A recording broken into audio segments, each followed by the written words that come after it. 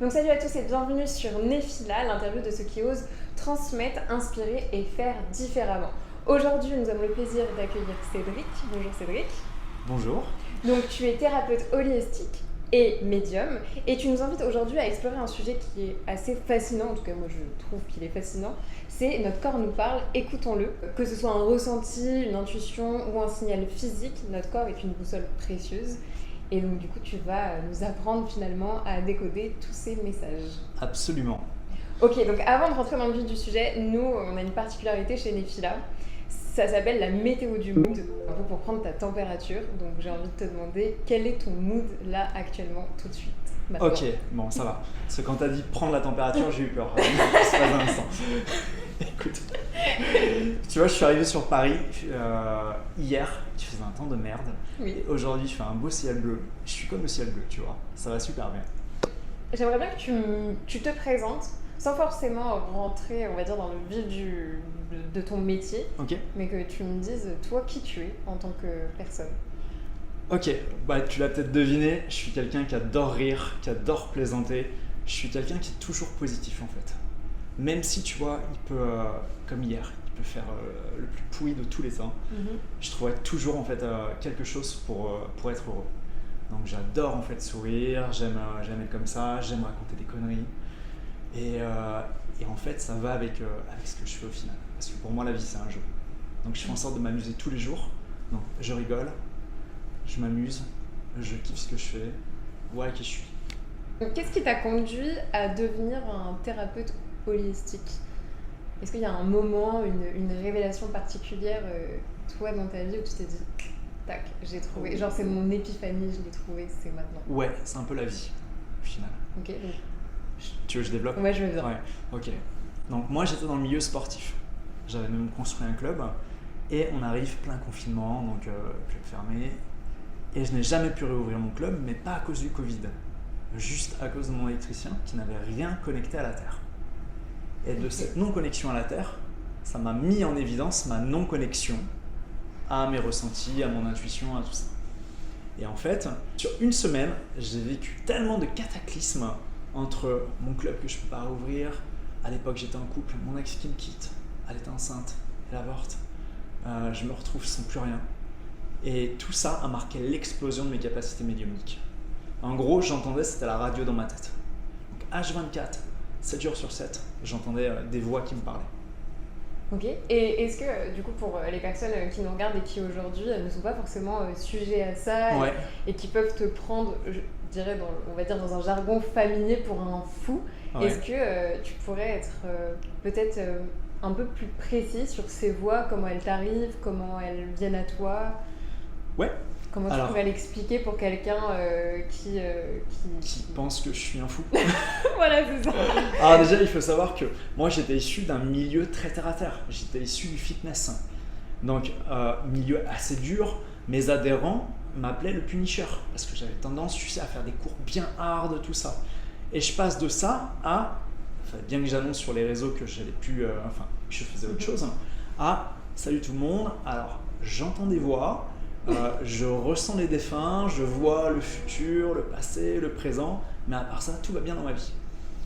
Et en fait, je m'en foutais totalement de la vie des gens, et c'est passé crème. Même des anciennes personnes du fitness avec qui je n'avais plus de contact sont venues vers moi et m'ont dit « Ah mais c'est génial, mais moi aussi il m'arrive des choses comme ça ». Donc, en gros, si tu veux, je sais même pas comment l'expliquer parce que les perceptions sont propres à chacun. Oui, bien sûr. Moi, j'entends beaucoup de ce côté-là, du côté gauche. J'entends qu'on me parle. Les défunts, je les vois pas comme je te vois, mais je les ressens. Il suffit que je me connecte.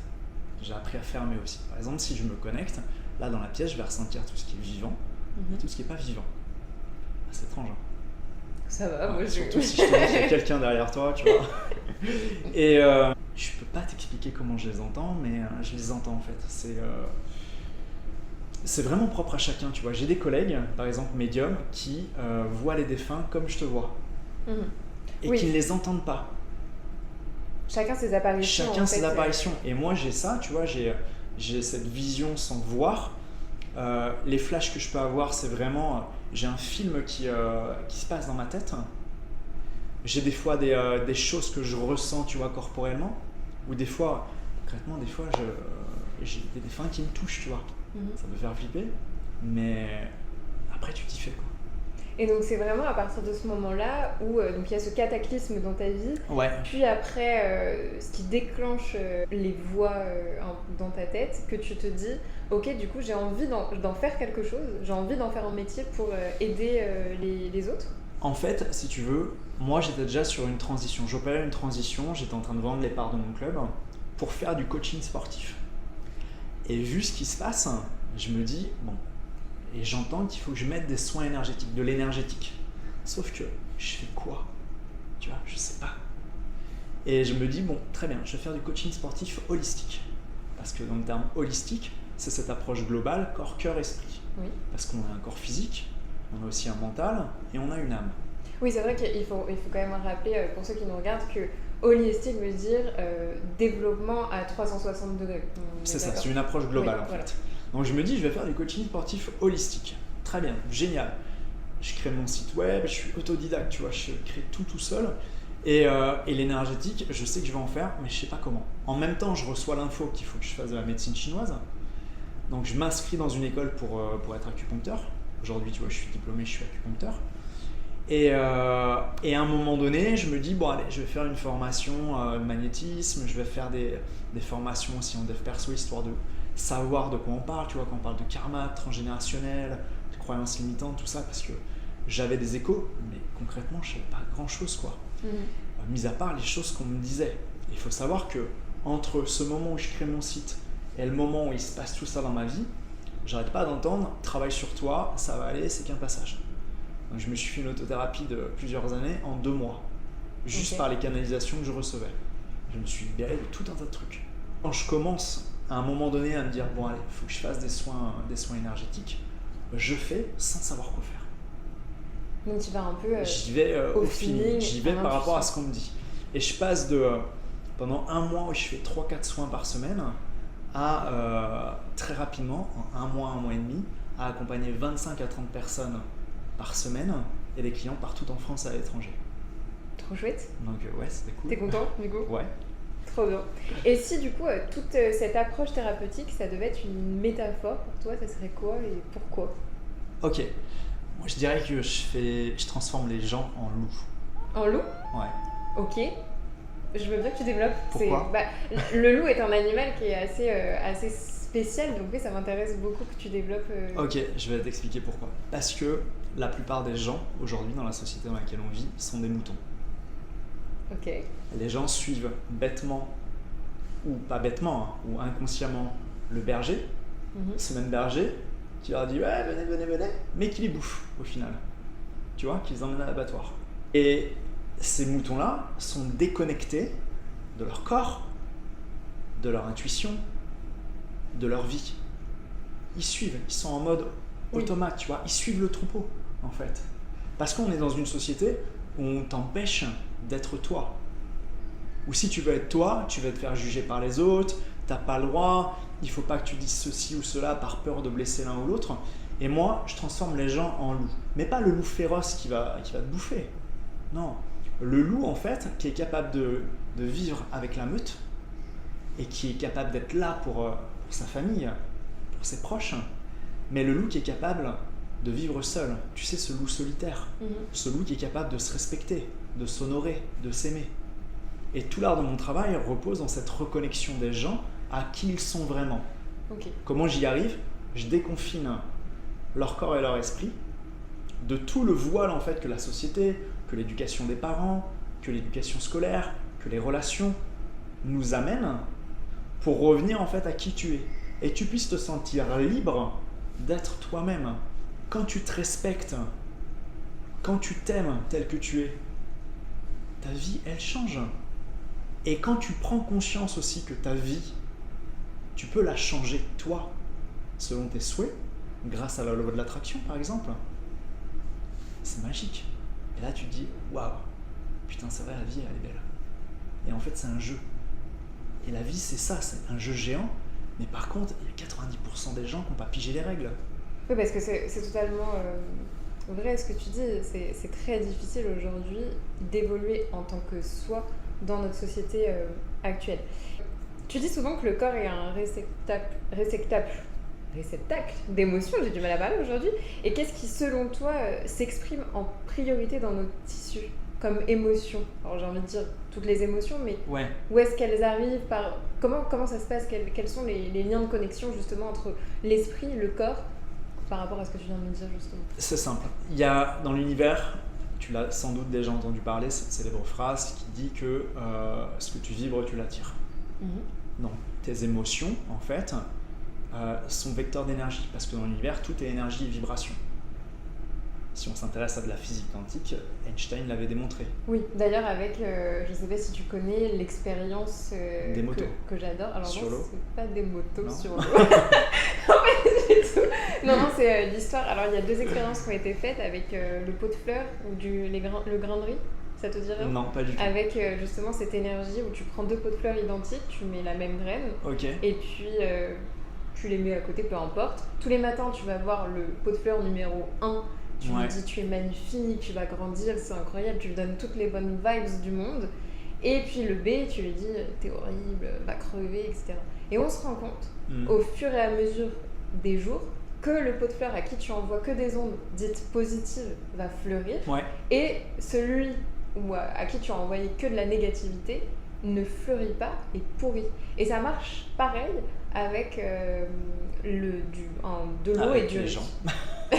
Et donc du coup, en fait, c'est ça, on est complètement sur de la physique quantique. Ouais, c'est ça. Et cette expérience, tu vois, que tu dis, il y a un japonais qui l'a fait, c'est Emoto, qui a étudié en fait le pouvoir des mots sur les cristaux de l'eau. Et il a mis différentes molécules d'eau, différents cristaux d'eau, avec différents mots. Oui, tu mais vois, oui, je l'ai amour, vu, haine, des choses comme ça. Et tous ceux qui avaient en fait des mots positifs, les cristaux étaient purs, étaient parfaits, tout ça.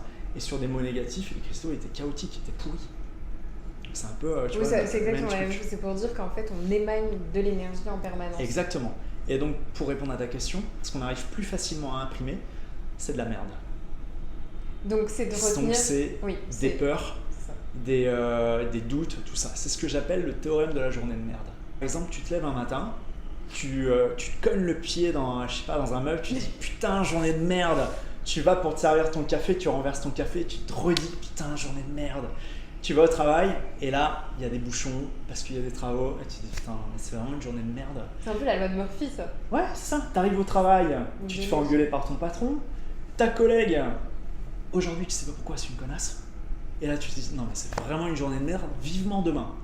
Et tu te couches et tu te dis ah super, j'ai vraiment vécu une journée de merde. Et à ça, je te dis bravo, parce que cette journée de merde tu l'as créée par tes pensées, par tout ce que tu as vibré, par tout ce que tu as dit. Et en plus de ça, tu l'as répété.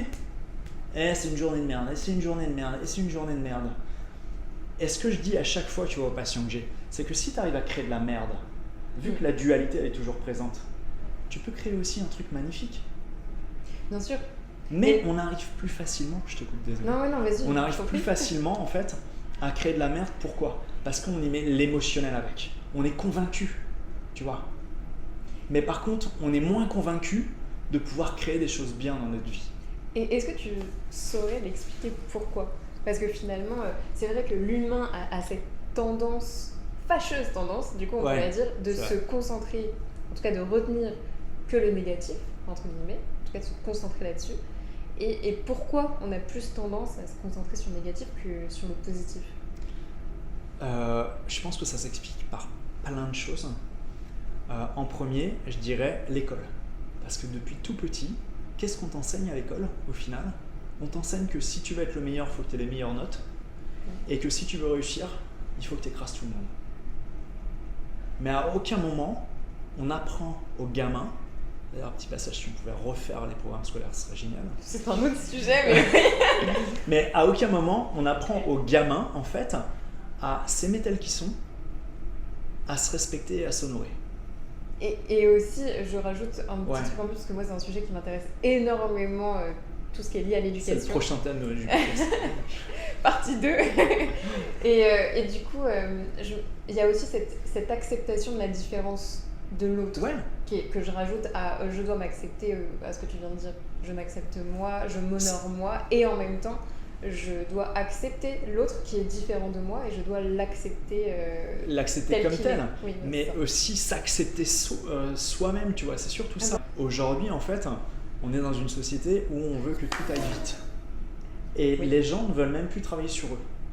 Bah, ça se démocratise quand même un petit peu. Ouais, mais par contre, ils veulent que, tu vois, tu fais un soin et ça y est, mimimati, tu vois, tu claques des doigts, ça y est, tout a changé. C'est très drôle parce qu'on a fait un post sur Mefila où on disait justement la confiance, elle s'achète pas en boulangerie.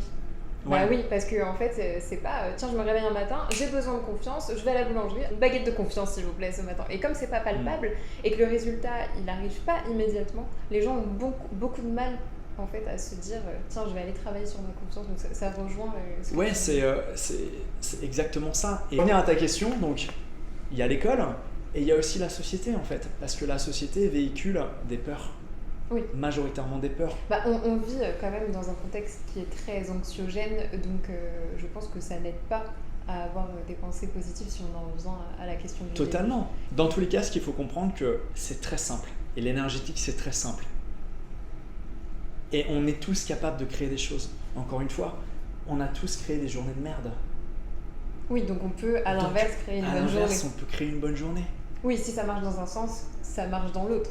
Si mais je peux totalement faire un effet boule de neige de négativité, je peux faire cet effet boule de neige dans la positivité. C'est ça, il faut juste arriver, en fait, c'est de la gymnastique, à éduquer ton cerveau et ton mental, parce que le mental, en fait, il croit tout savoir, mais il sait rien. Et le mental, il se nourrit de tes peurs, de tes doutes, de tes croyances limitantes, il adore ça. Pour lui, c'est Disney, en fait, ça. Oui, puis c'est un peu sa zone de confort aussi. On sait que le cerveau, il adore rester sur son petit canapé avec son plaid, genre oula, tu vas pas me sortir d'ici. Mais c'est ça, et tu sais, c'est marrant que tu dis ça parce que j'ai des fois des personnes qui je les vois sur une première séance et après plus rien. Et je les rappelle pour savoir, et les gens des fois me disent mais en fait j'ai peur. Bah bien sûr, mais ça parce fait que peur. Le changement fait peur. Ah oui. Parce que ta merde, tu la connais, hein. C'est chaud, même si ça sent mauvais, c'est chaud, c'est confort. Tu vois. Mais par contre, aller bien, c'est l'inconnu. Je sais pas quel goût ça a, quelle odeur ça a, tu vois. Oui, c'est donc pas il y a évident. des gens qui ont peur de ça en fait. C'est un truc de fou. Est-ce que tu peux nous raconter une expérience marquante où tu as découvert à quel point le corps peut révéler ce que l'esprit cache? Ouais. Une fois, j'ai accompagné une personne au Québec, tu vois, comme quoi, tu vois, en énergétique, il n'y a pas besoin d'être avec la personne en présentiel pour que ça marche. Donc là, tu étais en visio? J'étais en visio. Ok. Ouais. Elle me contacte pour travailler sur des blocages qu'elle avait, tout ça. Et elle m'annonce à un moment donné qu'elle a un problème de reflux gastrique depuis, je crois que c'est... Alors je sais plus si c'est depuis l'âge de 15 ans ou ça fait 15 ans que ça dure. Et aucun médecin n'arrive à résoudre le problème. Donc, et en général, dans la médecine, quand ils n'arrivent pas à résoudre le problème... Doliprane. Doliprane. Bon, en l'occurrence, là, reflux gastrique, c'était Gaviscon. Oui, voilà. Mais sinon, c'est Doliprane ou si c'est Valtarien, amoxicilline. À la médecine, c'est ça aujourd'hui. Mais là, en l'occurrence, il ne savait pas de solution, donc elle restait avec son reflux gastrique. Ah, c'est chiant quand même. On travaille sur plein de trucs, et à un moment donné, je viens à travailler sur sa mère, sur la relation à sa mère, qui était conflictuelle. On libère plein de trucs. Je me rappelle, on fait 2 séances, je crois, sur sa mère. Et la séance qui a suivi, elle me dit « Au fait, je t'ai pas dit, mais j'ai plus de reflux. » En gros, si tu veux, d'un point de vue de la médecine chinoise, nos organes sont couplés avec nos viscères et nos organes gèrent en fait les 5 émotions. Ok. Par exemple, le foie, qui est, tu sais, bien souvent, on a dit depuis des années que le dos c'était le mal du siècle. Pour ma part, c'est le foie le mal du siècle. Oui, je suis assez d'accord Parce avec que toi. beaucoup de maladies viennent du foie. Le foie régit la colère. Oui, c'est vrai qu'on en avait parlé en off. Possible, oui. Je pourrais te sortir une petite anecdote par rapport à ça. Mais le foie gère la colère. Le foie qui est relié avec la vésicule biliaire. L'estomac, reflux gastrique, l'estomac gère tout ce qui va être anxiété. Les soucis, anxiété. Ça fonctionne avec la rate. Ok, ouais. Ça, on a ce couple rate-estomac. Les 3, parce que là tu as le foie, l'estomac et la rate. Les trois sont sur la même ligne. Donc bien souvent, quand tu as le foie qui est touché, tu peux être sûr que les deux autres, c'est le bordel. Et inversement. Les poumons gèrent la tristesse. Par exemple, j'ai eu semaine dernière une personne qui me dit ouais, je me lève entre 3 et 5 heures, tout ça. Et je lui dis ça va dans ton couple? Non, je suis préoccupé, tout ça. Je cherche pas la tristesse. Donc réveillé par sa tristesse. Et est-ce que du coup, comme tu dis, la tristesse, c'est relié à l'organe des poumons? Ouais. Est-ce qu'il y a vraiment quelque chose de physique qu'on va ressentir, type un poids sur les poumons, un peu de mal à respirer? Est-ce que ça peut se traduire par ça? Ça peut être possible.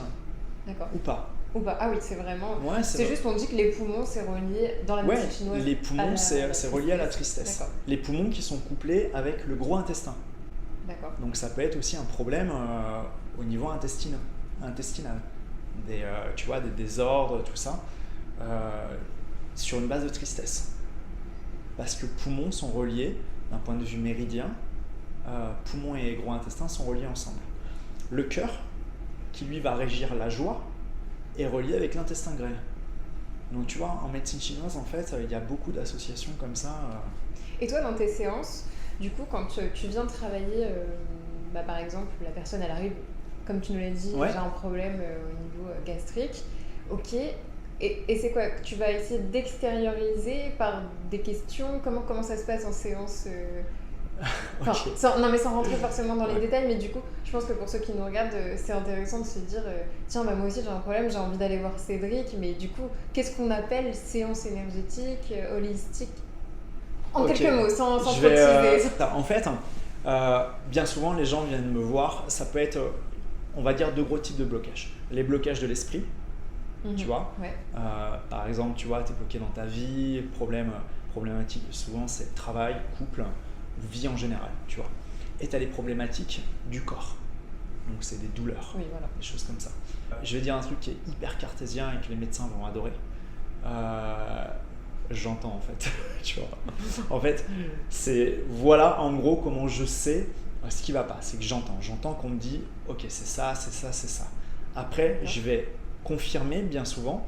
Je confirme, j'utilise les cartes et le pendule qui m'amènent en fait comme un process en entonnoir pour venir affiner et être précis en fait dans ce que j'entends, notamment sur les blocages de l'esprit. Pour tout ce qui va être au niveau corporel, j'ai un petit truc à moi, tu sais, je suis un peu comme les super-héros Marvel. Mon super pouvoir, c'est que j'arrive à scanner le corps des gens. Ok. Donc, mon ostéo par exemple, elle me dit mais toi, t'es le seul patient qui est capable de me dire à la vertèbre près exactement ce qui est bloqué. Et tu arrives à le faire aussi du coup chez les autres? Et j'arrive à le faire chez les autres. Genre par exemple là tu sais où je suis bloquée. Non, parce que je ne suis pas obligée à te scanner. Mais je peux si tu veux. Non, mais en gros, si tu veux. Je vois quand tu es dans ton approche, tu fais un scan en fait de Ouais, je fais un scan. Par exemple, il y a 2 jours de ça, j'ai une personne que j'avais vue sur une première séance et sur sa première séance, elle venait me voir pour un problème physique et je lui avais dit écoute, je vois que tu as le bassin qui est décalé. Je lui ai dit exactement comment il était décalé. Je l'ai envoyé voir cette chiro avec qui je travaille parce qu'elle va agir vraiment sur du structurel, tu vois. Moi, je libère tout ce qui est énergétique. Okay. Et je sentais qu'il y avait besoin d'une manipulation dans la matière. Et elle me dit c'est un truc de fou parce que tu avais vraiment raison. C'était ça, justement ça. Donc finalement, on en revient un peu à ce qu'on disait au début de l'interview, c'est que tu sens en visio ou en présentiel avec un patient, ce qui va ressortir en premier, c'est l'énergie que la personne dégage. Si on peut, on synthétise. Ouais, non mais c'est ça, c'est l'énergie. Et tu vois, ce que j'allais te rajouter, c'est que par rapport au corps, je fais faire un petit truc très marrant. Je demande aux gens de me tirer la langue. Okay, c'est ce qu'on fait beaucoup en acupuncture aussi. Alors pas en acupuncture. Oui, on peut le faire en acupuncture, mais en médecine chinoise, en médecine chinoise, on demande aux patients de tirer la langue pour la simple et bonne raison que la langue, tu vas avoir des indications en fait sur tous les foyers infectieux, notamment parce que sur la langue sont représentés les 5 organes. Donc on fait tirer la langue, on va prendre le pouls, on peut regarder le teint, la couleur des yeux, le débit de parole. Une personne qui parle comme ça, tu vois, tu sais que putain, t'as besoin, tu vois, de la tonifier derrière. Une personne qui est trop dans le speed, c'est que t'as besoin de ouais, calme-toi, tu vois. Je me reconnais. Donc, en fait, c'est on observe. Beaucoup d'observation, beaucoup d'écoute aussi, j'imagine. Ouais, c'est ça. On parle souvent de blocage. On en a parlé là, de Ouais. blocage émotionnel. Comment naissent-ils dans le corps? Bon, là, tu viens de nous en parler, mais comment ils peuvent s'exprimer? Est-ce que tu as d'autres exemples? Donc, il y a, on va dire, la douleur émotionnelle et la douleur physique où on ressent quelque chose. Est-ce que tu as d'autres exemples à nous partager par rapport à ça? En fait, ton corps, et tu l'as dit en intro, c'est une boussole. Ton corps, c'est ta boussole. T'es venu sur Terre, tu t'es incarné avec ce corps de matière. Ok, parce qu'à la base, c'est une âme. Ton âme, c'est le conducteur. Ton corps, c'est le véhicule. Pour avoir ce corps de matière, il te fallait un papa et une maman. À qui t'as demandé, en gros, salut, tu veux être mon père, tu veux être ma mère? Ils t'ont dit, ok, pas de souci, allez, merci, on se voit plus rien, tiens les clés de ta voiture et éclate-toi bien. Tu vois, c'est ça. Donc, tu as ce corps. Et ce corps, en fait, vu que c'est ton véhicule, au même titre que ta voiture, tu lui mets de l'essence, tu dois l'emmener au garage, tu dois la faire rouler, et bien ton corps, tu dois l'entretenir, tu dois parfois lui faire des révisions, des choses comme ça, et lui donner la bonne alimentation, tout ça. Et si jamais en fait tu le traites mal, ton corps déjà va te l'indiquer, va te le faire savoir. Donc ton corps va te donner des signaux comme ça. Et après, vu que ton corps c'est ton outil, il va même te donner des signaux si jamais tu as des problématiques, tu vois, qui sont, on va dire, émotionnelles, psychologiques, énergétiques, ton corps va te l'indiquer. Je vais te donner un exemple personnel. Lors d'une séparation que j'avais eue, je sentais que ça me faisait chier en fait, tu vois, je comprenais pas des trucs comme ça, et je me retrouve à être bloqué en fait au niveau de l'épaule. Je vais voir, et à l'époque, tu vois, j'étais pas trop connecté tout ça, enfin, du moins que maintenant. Et je me dis, c'est pas possible, je vais aller voir un ostéo, je vais voir 4 ostéos. Aucun ne débloque. Finalement, je conscientise que, ok, c'était lié à mon ex, et d'avoir libéré et compris ce que je devais comprendre, le lendemain, plus de douleur, plus rien. Donc ton corps, en fait, c'est ta boussole, il te permet de te dire, ok, regarde, par rapport à ça, c'est tel problème. Un client que j'ai eu, c'était quand il y a 15 jours de ça, m'annonce qu'il a un problème au genou. Et je savais dans les points qu'on devait travailler sa place à lui dans sa famille. Et le genou, si tu traduis bien, c'est le jeu dans le nous, tu vois. Très intéressant. Et on travaille ça, on fait ce soin-là. On se revoit la semaine qui suit, il me dit plus de douleur au genou. Donc ton corps, en fait, il te donne plein d'indications. Mais le problème, c'est qu'aujourd'hui, on a arrêté d'observer. On n'observe plus. Et puis je pense aussi qu'on n'a pas forcément, comme tu le disais tout à l'heure en début d'interview, on n'a pas forcément la conscience. Tu vois, par exemple, tu dis le genou. Est-ce que moi, j'ai l'information c'est le jeu dans le nous, donc je vais peut-être creuser sur mon mal-être émotionnel et donc du coup faire le lien de ce qu'on est en train de parler là maintenant entre l'esprit et le corps. Parfois, je pense qu'on n'a pas accès à l'information. C'est pour ça, du coup, des gens comme toi existent. Ouais. Par exemple, pour faire le lien et pour expliquer que le corps nous révèle des choses et on peut se soigner en fait par l'esprit, parce que finalement, c'est un peu ça aussi. On peut se soigner par l'esprit. Regarde, il y a plein de guérisons en fait miraculeuses qui ont eu lieu. Parce que les gens, en fait, ils ont changé leur mode de pensée. Parce que les gens ont pris conscience de certaines choses. Et le corps, en fait, c'est juste un indicateur. Ton corps, quand tu arrives à le comprendre, il te révèle plein de choses. Et c'est simple à comprendre ton corps. Regarde, on est en hiver. L'hiver, c'est quoi? C'est beaucoup les rhumes. On est d'accord? Ouais. Quand tu chopes un rhume, tu peux l'avoir, donc c'est un coup de froid que tu prends. Ça peut être aussi un coup de chaud. Parce que tu sais, avec ces différences de température que tu peux avoir, tu peux être attaqué par ce qu'on appelle le vent froid ou le vent de chaleur. Comment savoir? Tu vas regarder ta langue. Si sur ta langue, tu as par exemple un dépôt blanc, le blanc c'est quoi? Ça te fait penser à quoi? La neige. Et la neige. Et la neige c'est quoi? C'est froid. Eh bien c'est froid. Ok. Si ta langue elle est jaune, Soleil, chaleur. soleil, chaleur, c'est Le l'herbe vent cramée en hiver, en été. Donc tu vois, c'est simple, hein. Juste par des petites indications comme ça, Tu sais, en plus de ça, si tu as de la chaleur, tu vas avoir soif. Et si tu as du froid, tu vas avoir froid. Tu vas avoir de la frilosité, tout ça. Donc en fait, c'est très simple. Et après, en fonction de ça, eh ben, tu peux soigner la personne sans pour autant passer par un Doliprane. Doliprane ou un Gaviscon. Est-ce que tu pourrais nous donner un conseil pratique, en tout cas donné à une personne qui se sent déconnectée de son corps, qui ne fait pas forcément le lien? Quel conseil tu pourrais lui donner? Elle va se rebrancher, tu vois, comme ça. D'apprendre à s'observer. Ok. De prendre le temps, en fait, de prendre le temps, et ça dure, tu vois, tu peux même commencer par 30 secondes par jour, à ressentir comment tu te sens. Donc c'est-à-dire te mettre dans un état un peu juste d'observation, de méditation. Dans un cas pratique, concrètement, tu dirais quoi? Je m'assois sur mon canapé, et puis je m'observe. Est-ce que ce serait ça? Alors, ça veut pas dire que tu t'observes dans une glace, ça peut être flippant des fois. Non, pas dans une glace, surtout non, le matin vraiment, réveil. est-ce que je fais un petit scan corporel, etc. Non, l'idée en fait, c'est que peu importe le moment de ta journée, mais tu prends un temps où tu vas te ressentir. T'es pas obligé d'être dans un état méditatif, tout ça, ça peut être, tu prends les transports en commun.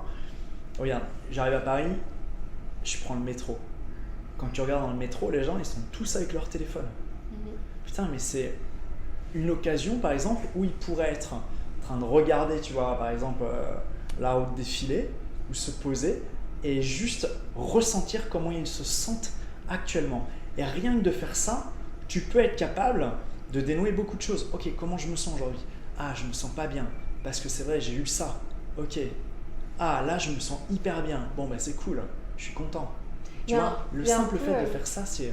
Oui, ça me fait penser un peu à cet état de pleine conscience, d'ailleurs que Eckhart Tolle met en avant dans son livre, je trouve. Bon, ça fait longtemps que j'ai lu ce livre, mais c'est quelque chose qui m'avait marqué. Et il disait que quand on n'allait pas bien, juste le fait de se reconnecter en fait à soi et à ce qui se passe là, maintenant, tout de suite, autour de nous, et de le décrire sans forcément apporter un jugement, bah, ça diminue de moitié le stress, l'anxiété ou la douleur qu'on pouvait avoir sur nous. Je trouve que c'était un peu un complément à ce que tu venais de dire, même si c'est pas exactement la même chose. Mais c'est totalement vrai, parce que si tu veux, c'est comme en énergétique, tu vois, quand je bosse sur le transgénérationnel. Transgénérationnel, c'est souvent des fois ça peut être des secrets de famille, tout ça. Et tout ce que tu ne dis pas, en fait, tout ce qui est secret fait mal en général. Donc tout ce qui est secret aussi là fait mal. Le simple fait d'arriver à mettre des mots, tu vois, ou à faire sortir ton état corporel, c'est ramener en fait de la circulation. C'est faire en sorte que ça circule. En médecine chinoise, on dit que la maladie, elle apparaît quand c'est bloqué, quand c'est en vide ou quand c'est en excès. Par exemple, en Chine, ils font régulièrement des séances d'acupuncture pour faire circuler sans arrêt l'énergie. Aujourd'hui, nous, on a oublié en fait de faire circuler l'énergie, au même titre qu'on oublie de faire circuler les émotions. Alors que les émotions, on devrait les dire, on devrait les sortir. Peu importe que ça fasse plaisir à l'un ou à l'autre, on s'en fout. On n'est pas responsable en fait de ce qu'on cause comme peine chez l'autre. Par contre, tu es responsable de tout ce que tu te fais subir à toi en gardant tes émotions. C'est-à-dire, tu deviens une déchetterie en fait émotionnelle. Mais par contre, ce qu'il faut arriver à comprendre, c'est que quand bien même tu dis quelque chose qui fasse du tort à l'autre, tu lui causes de la peine. Et en général, on n'a pas envie de passer pour le méchant ou la méchante. Tu vois, c'est pour ça qu'on préfère pas dire les choses. Il faut voir que à l'autre, tu lui fais un énorme cadeau. Parce que toi, tu vas mettre en évidence quelque chose qu'il a besoin de travailler. Tu es un peu la personne qui va enlever le pansement qu'il aime et appuyer sur la blessure. Mais la blessure, c'est pas toi qui l'as causée à l'origine. Donc, dans sa réaction, tu lui fais un immense cadeau. Tu lui dis, oh, t'as vu, t'as un truc là pourri là. Faudrait peut-être que tu travailles sur toi. Et c'est en ça que, par exemple, là où tu as le plus d'opportunités de travailler sur toi, c'est le couple. Parce que le couple est élévateur, mais révélateur. Les gens n'ont pas conscience de ça. Donc, dès qu'il se passe un truc, c'est de la faute de l'autre, t'es un connard ou t'es une connasse, et c'est le clash, et voilà. Alors que si tu voyais que tu fais, que tu es là pour révéler en fait tes blessures, et dans ce cas-là, là, tu es dans une démarche d'évolution, et c'est magique. D'où l'intérêt de faire un travail sur soi. Bah oui, ça, il est inévitable, je pense. Je sais que tu es passionné de cinéma. Ça, on en Ouais. avait parlé aussi en off pour préparer l'entretien d'aujourd'hui. Est-ce que, en tout cas, si ton parcours était un film, quel titre tu lui donnerais? Alors, je vais te donner le nom de mon film préféré, Ok. Gladiator. Gladiator. Voilà, c'est mon film préféré. D'ailleurs, j'ai kiffé le 2, je sais pas si tu l'as vu. Mais... Non, je l'ai pas encore. Très bien, je vais pas te spoiler, mais va le voir, il est pas mal. Ouais, je trouve que c'est vraiment Gladiator parce que toute ma vie, en fait, je me suis battu pour obtenir ce que je voulais, tu vois. Et c'est ce qui se passe un peu dans le film, tu vois. Sans spoiler pour ceux qui n'ont pas vu le 2. Je parle du premier. Dans le premier, en fait, tout va bien pour lui. Et à un moment donné, putain, c'est le chaos. Il est obligé de se battre, tu vois, il se bat pour retrouver sa liberté. Et après, il retrouve cet état de paix. Bon, ok, il est mort, hein, mais il trouve cet état de paix. Mais Le du spoil. coup, mais non, mais dans le premier. Pas Pour dans ceux le deuxième. qui n'ont pas vu le premier. Eh ben, c'est une erreur, hein, franchement. Oui. Bah, c'est vrai, moi je pense que je suis assez d'accord avec toi, on n'a rien sans rien, et ça demande quand même de la régularité, de la discipline dans son travail sur soi, Ouais, donc mais des actions à mettre en place. c'est même pas là où je voulais en venir. C'est que ma vie passée, c'est vrai, j'arrêtais pas de me battre, tout ça. Mais aujourd'hui, en fait, j'obtiens les choses hyper facilement. Donc, si tu veux, j'ai envie de te dire, le début de ma vie, ça serait Gladiator. Et aujourd'hui, Et aujourd'hui, un film que j'adore avec un acteur que j'adore, mais juste la partie où il a les pleins pouvoirs. Je sais pas si tu l'as vu, Bruce Tout-Puissant. non, Tu l'as jamais vu Non, avec c'est Jim pas- Carrey? non, je l'ai jamais vu. J'adore cet acteur. C'est génial en fait. À un moment donné, en fait, faut vraiment que tu le regardes parce que tu vas te marrer. À un moment donné, il prend les pouvoirs de Dieu, en gros. Donc il se rend compte que ouais, il peut tout faire, quoi. Tu vois. Et donc en gros, il peut créer sa vie, tu vois. Mais il a les responsabilités qui vont avec. Parce que forcément, ça fait partie des lois de l'univers qu'on appelle la loi de cause à effet, qu'on connaît sous le nom de karma. Oui. Toutes tes actions ou tous tes choix, qu'ils soient conscients ou inconscients, vont produire des conséquences, positives ou négatives. Donc, tu peux générer des bonnes choses, mais tu peux générer aussi des choses qui vont te faire ressentir le retour du bâton. Mais dans ce film-là, c'est ça. À un moment donné, il sent qu'il peut créer en fait ce qu'il veut. Et aujourd'hui, c'est ça. Tu vois, je ressens vraiment que je peux créer la vie que je veux et hyper facilement. Donc je te dirais, première partie de ma vie, Gladiator. Deuxième partie de ma vie, Bruce Tout-Puissant. Tu vois, c'est pas mal. Trop chouette. Est-ce que tu aurais un dernier mot à nous partager et à partager à tous ceux qui nous regardent? Travaillez sur vous. Simple, clair et efficace. Ouais, non, je dirais travaillez sur vous et n'oubliez pas que la vie c'est un jeu géant, mais comme dans tout jeu, en fait, il faut comprendre les règles pour y jouer. Comprendre les règles et comprendre le joueur qu'on est. Parce que si tu comprends comment tu fonctionnes, si tu comprends les règles du jeu, tu passes partout dans le jeu. Et là, ça devient hyper intéressant. Ok, bah écoute, merci beaucoup Cédric, Avec plaisir. pour ta venue dans Défi là, et je te dis à la prochaine. À la prochaine. Merci.